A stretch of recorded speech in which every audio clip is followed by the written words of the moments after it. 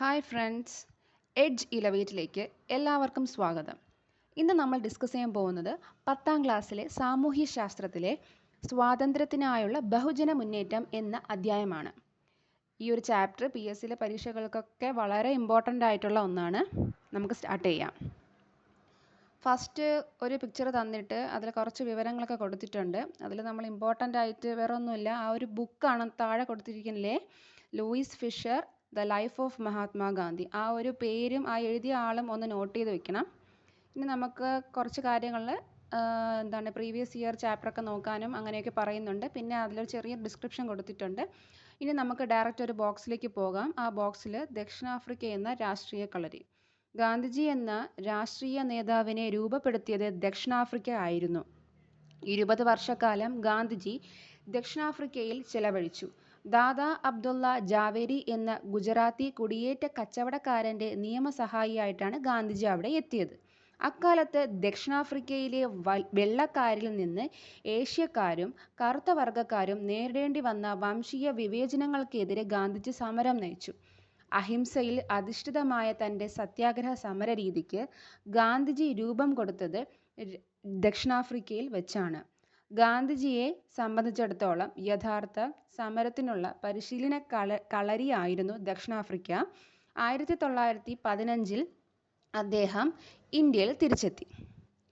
അതോടൊപ്പം തന്നെ ഈ ബോക്സിൽ പ്രധാനമായിട്ടും നോക്കേണ്ടത് ദക്ഷിണാഫ്രിക്കയിൽ അദ്ദേഹം പോയത് ആരുടെ കേസ് വാദിക്കാൻ വേണ്ടിയായിട്ടാണ്? ദാദാ അബ്ദുള്ള ജാവേരി എന്ന ഗുജറാത്തി കുടിയേറ്റ കച്ചവടക്കാരൻ്റെ നിയമസഹായിയായിട്ടാണ് ഗാന്ധിജി അവിടെ എത്തിയത്. 20 വർഷക്കാലത്തോളം ഗാന്ധിജി എവിടെ സ്പെൻഡ് ചെയ്തു? ദക്ഷിണാഫ്രിക്കയിൽ ചിലവഴിച്ചു എന്നാണ് പറയുന്നത്. പിന്നെ ഉള്ള കാര്യം എന്ന് പറയുന്നത്, ഗാന്ധിജിയെ സംബന്ധിച്ചിടത്തോളം യഥാർത്ഥ സമരത്തിനുള്ള പരിശീലന കളരി എവിടെയായിരുന്നു? ദക്ഷിണാഫ്രിക്ക ആയിരുന്നു. പിന്നെ 1915 അദ്ദേഹം ഇന്ത്യയിൽ തിരിച്ചെത്തി. എപ്പോഴാണ് അദ്ദേഹം ഇന്ത്യയിലേക്ക് തിരിച്ചെത്തിയെന്ന് ചോദിച്ചാൽ 1915. ഈ ഡേറ്റും ഈ പേരുകളും മറക്കരുത്. പിന്നെ നമ്മൾ ആ മുകളിൽ കൊടുത്തിരിക്കുന്ന ആ ഒരു ചെറിയൊരു ഡിസ്ക്രിപ്ഷനിലെ ആ ഒരു ബുക്കിലെ പറ്റി പറയുന്ന കാര്യങ്ങൾ അതും കൂടെ ജസ്റ്റ് ഒന്ന് നമുക്ക് നോക്കി പോകാം. നീതിപൂർവമായ വിധി പറയാൻ പ്രയാസകരമെന്ന് ജഡ്ജി വിശേഷിപ്പിച്ച കേസിലെ വ്യത്യസ്തനും രാജ്യസ്നേഹിയുമായ പ്രതി നമ്മുടെ രാഷ്ട്രപിതാവ് മഹാത്മാഗാന്ധി ആയിരുന്നു. ഈ ഒരു ചെറിയൊരു ഡിസ്ക്രിപ്ഷൻ തന്നിട്ട് വേണമെങ്കിൽ PSCക്ക് ചോദിക്കാം. അപ്പോൾ അതാരെന്ന് ചോദിച്ചാൽ നമ്മുടെ രാഷ്ട്രപിതാവ് മഹാത്മാഗാന്ധിയാണ്. ഇന്ത്യൻ സ്വാതന്ത്ര്യ സമരത്തെ ഒരു ബഹുജന പ്രസ്ഥാനമാക്കി മാറ്റിയത് നമ്മുടെ രാഷ്ട്രപിതാവാണ്. ഗാന്ധിജി സ്വാതന്ത്ര്യ സമരത്തിൻ്റെ നേതാവായതോടെ കർഷക തൊഴിലാളികൾ, സ്ത്രീകൾ, വിദ്യാർത്ഥികൾ തുടങ്ങി സമൂഹത്തിലെ വിവിധ വിഭാഗങ്ങൾ സമരങ്ങളിൽ സജീവമായി. സമൂഹത്തിലെ വിവിധ വിഭാഗങ്ങളെ ഒന്നിച്ച് അണിനിർത്തിക്കൊണ്ട് മാത്രമേ ബ്രിട്ടീഷ് സാമ്രാജ്യത്തെ എതിരിടാൻ കഴിയുകയുള്ളൂ എന്ന യാഥാർത്ഥ്യം ഗാന്ധിജിക്ക് അറിയാമായിരുന്നു. എല്ലാവരും ഒരു കുടക്കീഴിൽ അണിനിരത്തിക്കൊണ്ട് അവരിൽ ഒരാളാകാനും അദ്ദേഹം കഴിഞ്ഞു.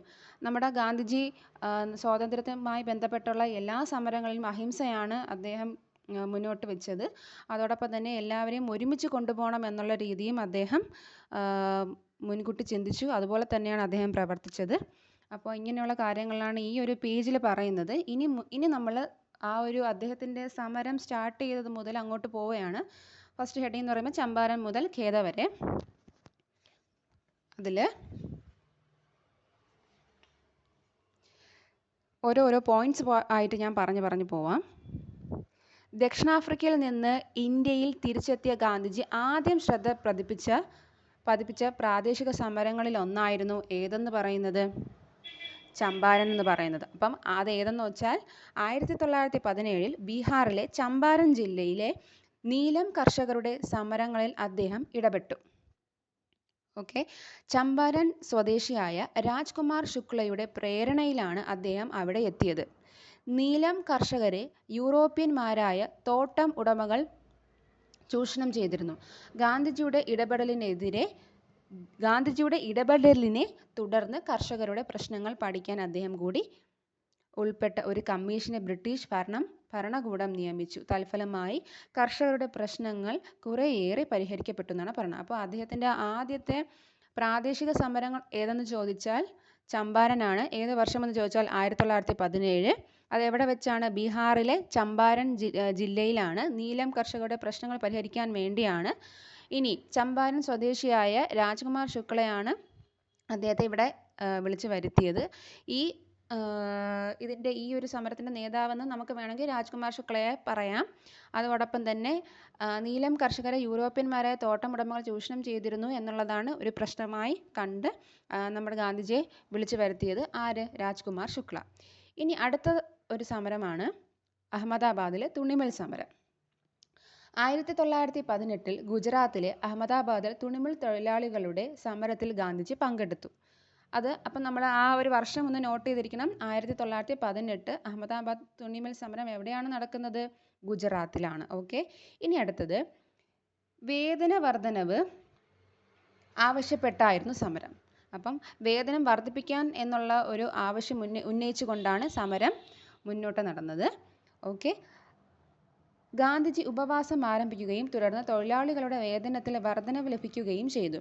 1918 ഗുജറാത്തിലെ തന്നെ ഖേദയിൽ കർഷകർക്ക് വേണ്ടി ഗാന്ധിജി സമരം നടത്തി. ഇനി അടുത്ത ഒരു സമരമാണ് ഗുജറാത്തിൽ തന്നെ നടന്ന ഒരു ഖേദ സമരം എന്ന് പറയുന്നത്. ഓക്കെ. അത് ഏത് വർഷം എന്ന് വെച്ചാൽ 1918. അപ്പോൾ നമ്മൾ നേരത്തെ നോക്കിയ അഹമ്മദാബാദ് തുണിമിൽ സമരം ഏത് വർഷം തന്നെയാണ്? 1918. ഇപ്പോൾ നോക്കുന്ന ഖേദ ഏത് വർഷം തന്നെയാണ്? 1918. അടുത്ത പോയിന്റിലേക്ക് പോകാം.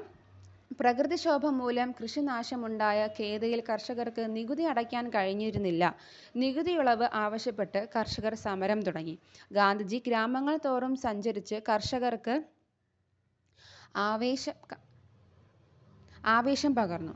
വൈകാതെ വിളനാശം നേരിട്ട കർഷകർക്ക് നികുതി ഇളവ് നൽകാൻ സർക്കാർ തയ്യാറായി.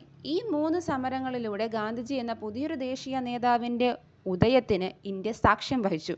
അദ്ദേഹത്തിൻ്റെ രാഷ്ട്രീയ നിലപാടും അഹിംസയിൽ അധിഷ്ഠിതമായ സത്യാഗ്രഹ സമര രീതിയും ഈ സമരങ്ങളുടെ ഇന്ത്യക്കാർ പരിചയപ്പെട്ടു. അപ്പോൾ ഈ ഒരു പേജിലൂടെ നമ്മൾ മെയിനായിട്ട് നോക്കുന്നത് 3 സമരങ്ങളാണ്. അതിലൂടെ നമുക്ക് ഒന്നും കൂടെ ഒന്ന് കടന്നു പോകാം. ഓക്കെ. അപ്പോൾ ആദ്യം നമ്മൾ നോക്കിയത് 1917 ചമ്പാരൻ സത്യാഗ്രഹം. അതിനെ എന്തെന്നും കൂടെ വിശേഷിപ്പിക്കുന്നുണ്ട്? ഗാന്ധിജിയുടെ ആദ്യത്തെ പ്രാദേശിക സമരമായിട്ടാണ് കണക്കാക്കുന്നത്. ഓക്കെ.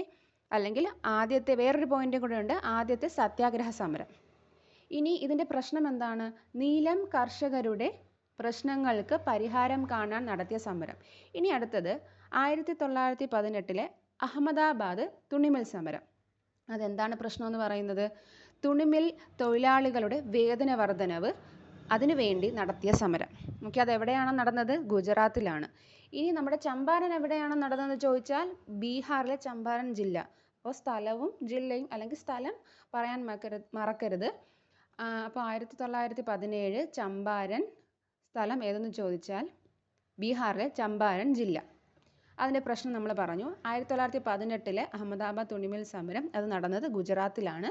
അതിലെ പ്രശ്നം നമ്മൾ പറഞ്ഞു, തുണിമിൽ തൊഴിലാളികളുടെ വേതന വർധനവിന് വേണ്ടി നടത്തിയ സമരം. ഇനി അടുത്തത് 1918 തന്നെ ഗുജറാത്തിലെ തന്നെ ഖേദയിൽ കർഷകർക്ക് വേണ്ടി ഗാന്ധിജി നടത്തിയ സമരമാണ് ഖേദ സമരം എന്ന് പറഞ്ഞത്. നികുതി ഇളവ് ആവശ്യപ്പെട്ട് നടത്തിയ ഒരു കർഷക സമരമാണത്.